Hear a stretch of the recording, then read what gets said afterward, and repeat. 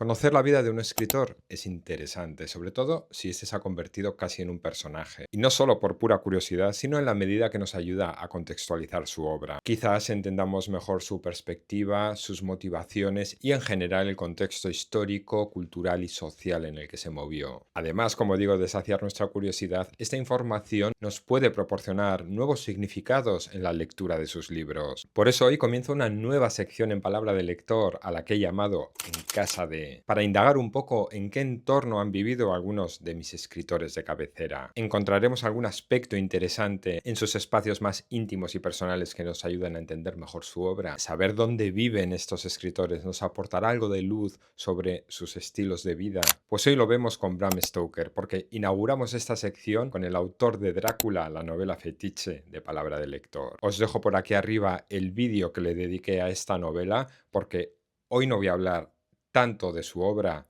sino de sus casas. ¿Dónde y cómo vivió Bram Stoker?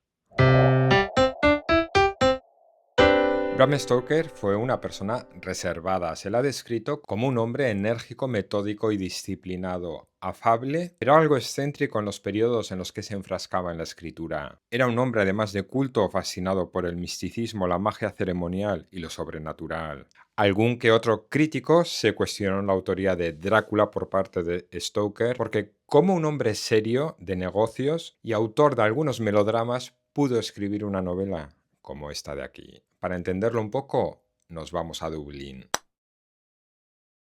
Bram Stoker nació en 1847 en Clontarf, un barrio residencial tranquilo de Dublín a orillas del mar, concretamente en la casa que ocupaba el número 15 de Marino Crescent, la típica casa georgiana adosada en hilera de 4 plantas, construida alrededor de 1790, una casa esta propia de la clase media alta de la época. Por su amplitud, este tipo de casas estaban concebidas para su uso como residencia familiar. Y es que de hecho el matrimonio Stoker tenía 7 hijos. Para Bram, uno de estos hijos, esta casa sería importante, no solo porque fue su hogar familiar, para todos es importante la casa donde nos criamos, sino porque él fue un niño enfermizo que pasó muchos años dentro de casa. Sufrió una extraña enfermedad que le mantuvo encamado durante 7 años. Se cree, de hecho, que esta etapa de su vida influyó en la creación de la que luego fuera su obra maestra.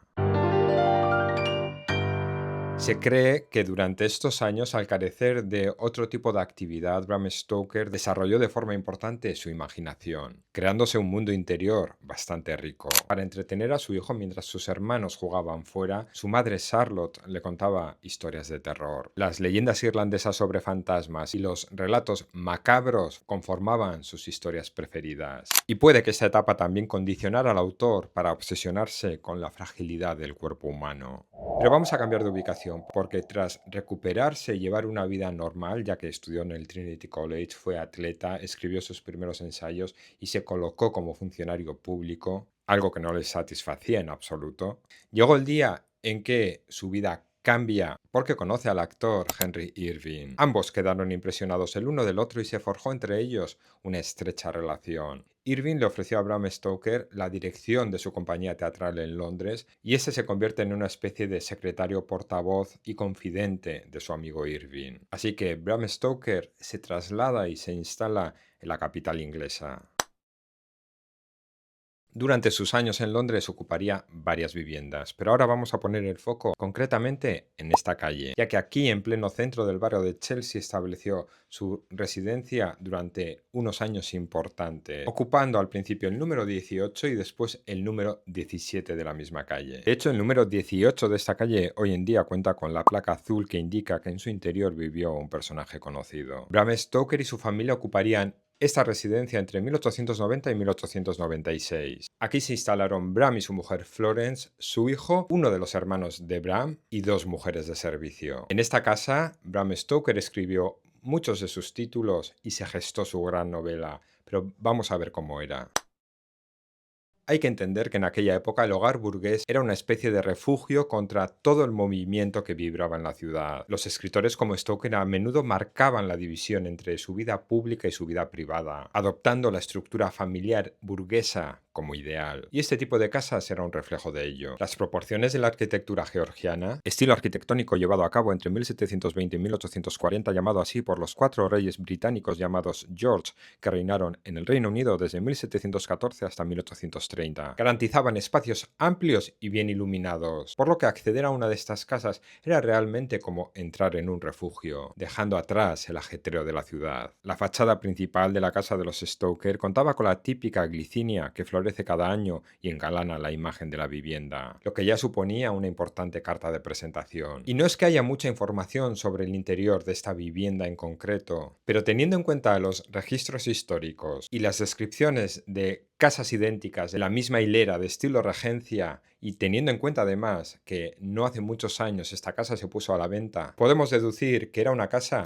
elegante, con techos altos decorados con molduras y estancias con chimeneas ornamentadas. En la planta baja se encontraba el salón principal, donde Bram Stoker recibía y entretenía a sus amigos, entre ellos a otros escritores como Mark Twain. Por aquí también se encontraba su estudio, donde durante estos años se consolidó como escritor, y seguramente aquí comenzaría a gestarse la que luego fuera su gran novela. Y quizás aquí también era donde pasaba horas leyendo. De hecho, hoy sabemos incluso lo que él leyó durante aquellos años. Y es que recientemente la Biblioteca de Londres ha desvelado cuáles fueron los libros que el autor de Drácula solicitaba para leer. Los encargados de la biblioteca aseguran que aún mantienen volúmenes de entonces marcados con anotaciones del propio Bram Stoker. Él fue miembro de esta biblioteca durante 7 años, que coinciden con los años en los que vivió en esta casa y que coincide en 1897 con la publicación de su novela Drácula.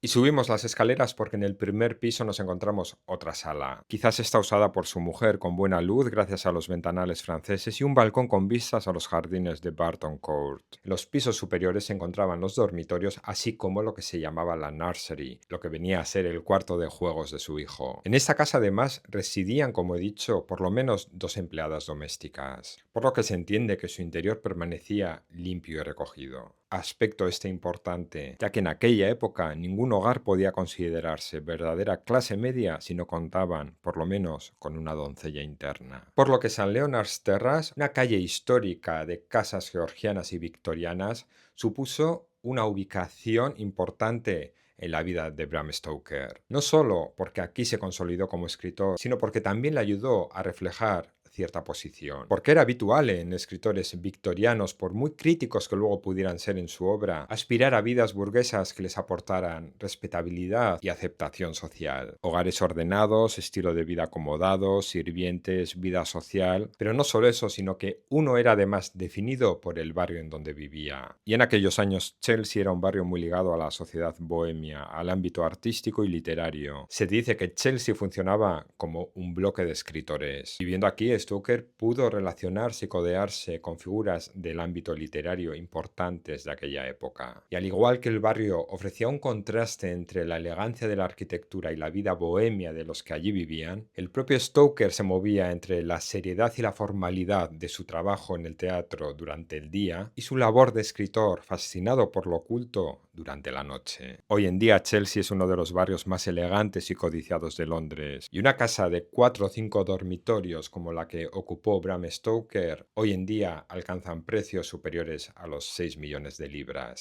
Después de 6 años, Bram Stoker y su familia se mudan a otra residencia dentro de esta misma calle. Se sabe que vivió también en Chain Walk, una calle también muy ligada al mundo literario, y en St. George Square. Durante sus años en Londres, Bram Stoker trabajó mucho, escribió mucho y llevó una vida frenética. Pero durante esos años también su posición económica fue inestable. Gozó de cierto acomodo mientras trabajaba gestionando el Lyceum Theatre de Londres, pero sus publicaciones, incluso su novela Drácula, aunque populares, no le proporcionarían suficientes ganancias económicas. De hecho, durante sus últimos años vivió financieramente apurado, y quizás a consecuencia de todo esto se cambió varias veces de casa. Concretamente ocupaba el número 25 de St. George Square cuando murió el 20 de abril de 1912. Murió en su cama y el certificado de defunción declaraba que la causa de la muerte había sido agotamiento, aunque hay quien indicó que realmente se trataba de sífilis. Su muerte curiosamente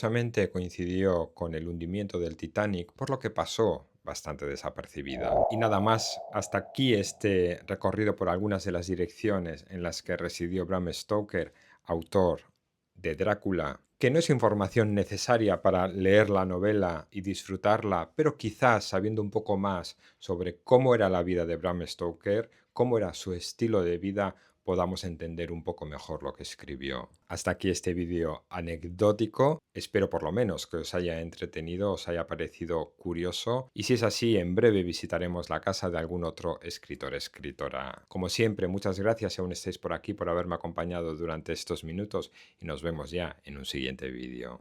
Hasta luego.